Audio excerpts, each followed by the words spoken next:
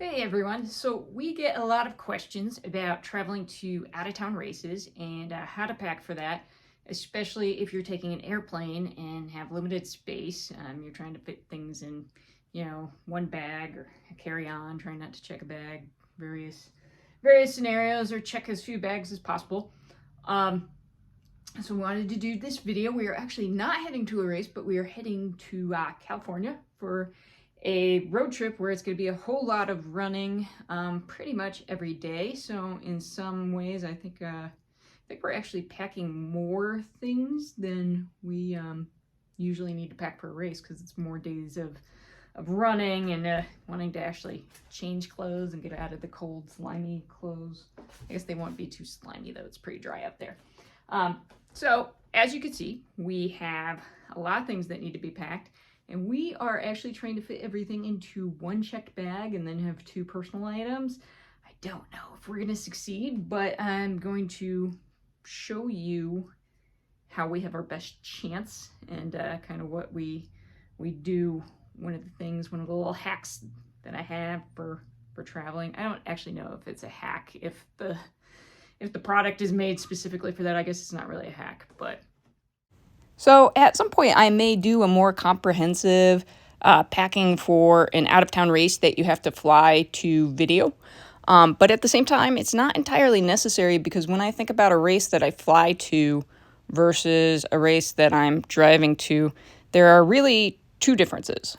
One is this product right here. I have no affiliation whatsoever. I have nothing to gain by sharing this product with you. It's just kind of been a game changer for me. These vacuum seal bags here. So I use these bags to pack, and that's the first difference. The second difference is that I tend to assemble my drop bags once I get to the new location after the flights, when we get to the Airbnb or whatever it is, instead of in my living room. And those are really the only two differences for me between doing a race I have to fly to versus, a local race or a race that I'm driving to. But let's take a look at these bags. So first off, we're going to just go ahead and fill them up. My technique is kind of rolling my clothes and shoving them in. You might be a better clothes folder than I am, and in that case, you could just put them in the bag like a stack of folded clothes. I've seen that in the advertisements. Whatever works for you, but this is how I do it. Just getting it down to size. Just getting it down to size, I realize.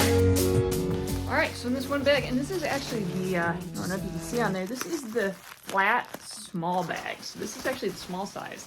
It goes up to extra large, but in this small bag, I have fit all of my clothing for both running and the trip. I've got like 5 pairs of underwears. I've got socks, like 5 pairs of socks.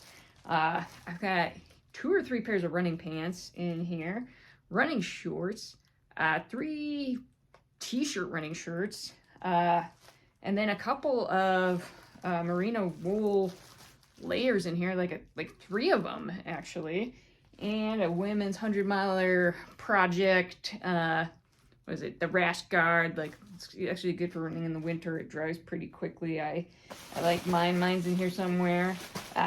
Couple of neck gaiters. Got a women's 100-miler project one. Sasquatch one from running Wild Goose. So I mean, we got a lot in here. All right. Next step, we're gonna go ahead. This is this, you just use your fingers to push shut like a Ziploc bag here. It comes with this little clip too. You could run the clip along it. I don't even use the clip, but that helps seal it even more, I guess. Screw off this little cap here. Whoops. All right, got the vacuum ready to go. I don't always use the vacuum, more on that in a minute, but for this one I really want it packed down tight, so I'm going to use the vacuum. Put it over that little opening, turn my vacuum on.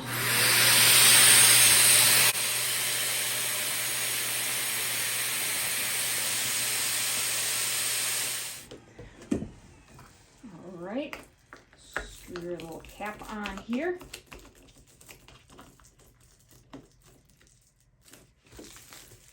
And there you have it. That's over a week's worth of clothes. both day use clothes and running clothes, squashed down into this size. And you can see how I could even fit this in a backpack if I needed to. And that's one of the things I did. I go to Florida like once a month to see my kids, and Frontier pretty much dominates that market. And they, of course, charge an arm and a leg for a checked bag. So that's actually originally why I got these bags, was so that I wouldn't have to check a bag when going to Florida, and I would suck all my stuff down and put it in the backpack and just use my personal item. Now, I don't like to brag, but now I'm a Frontier Elite member, so I don't have to worry about that when I go to Florida. But fortunately, thank the Sky Gods, we are not taking Frontier to California. So we are still trying to save on bag costs for our trip. Now, one more thing that we must discuss, and that is that TSA can search this. So one of the things, you don't want to get stuck, like you don't want to have it happen where you have got this all mashed down like this. TSA searches your bag at the airport, and then you can't get your bag packed again because you can never get this as compact again. So, one moment. These vacuum seal bags actually come with this little hand pump, which really doesn't take up much space at all either. And so that hand pump, usually I don't even use the vacuum, honestly. Usually I just use the hand pump and it's sufficient. You just connect it, you take off the lid right here, screw this hand pump on, pump, pump, pump, pump, pump. So if that did happen to you at the airport, or if your bag came unsealed for any reason, you can re-vacuum seal it without having a vacuum with you, because that would be highly inconvenient for travel. And like I said, these come in a bunch of different sizes. This is the small bag. It goes up to like extra large. So I will put the link for you guys, because this works fantastically for races especially. In fact, we can also use it for nutrition bags too.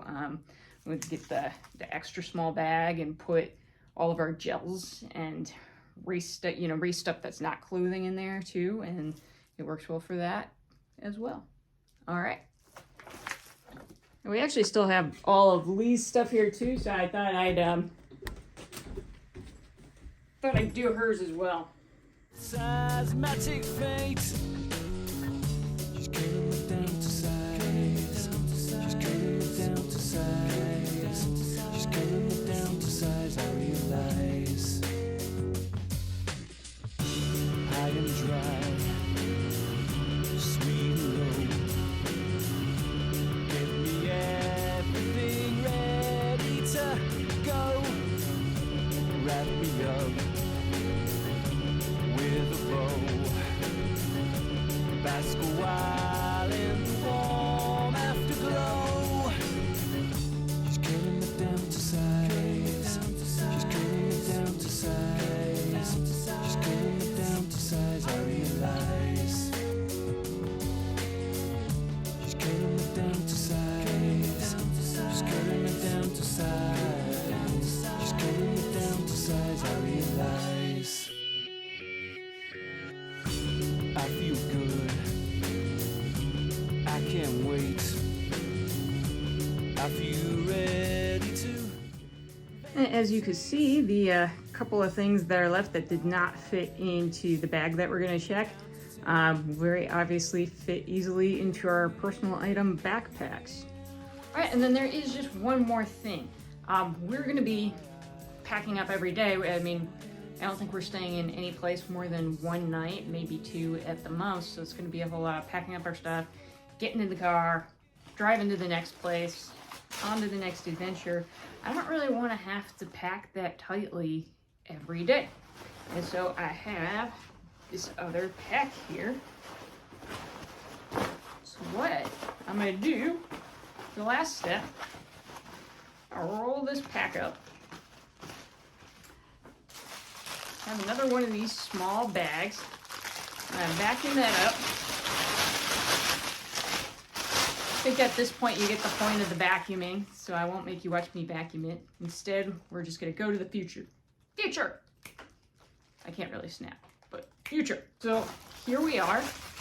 I have vacuumed, sealed my duffel bag here, and now I don't know how much you can see. I don't know if you could really get the idea of how flat this is now, but now this will fit very easily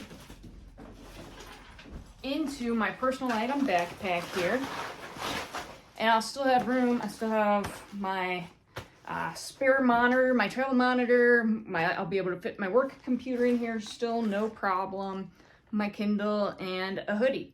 But that way, when we get to, California, I'll be able to have my whole duffel bag. I'll be able to take this out, open it up, and that way we're not trying to squeeze everything into that bag, because I think that would be hell to do every single morning. Instead, we're gonna have plenty of space because I have a whole other duffel bag with us, so I'll be able to throw my stuff in my bag, Lee can throw her stuff in that bag, and we'll have plenty of room.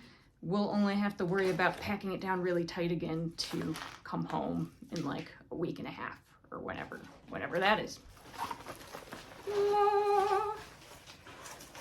Stay tuned for more Travel with Carmel tips.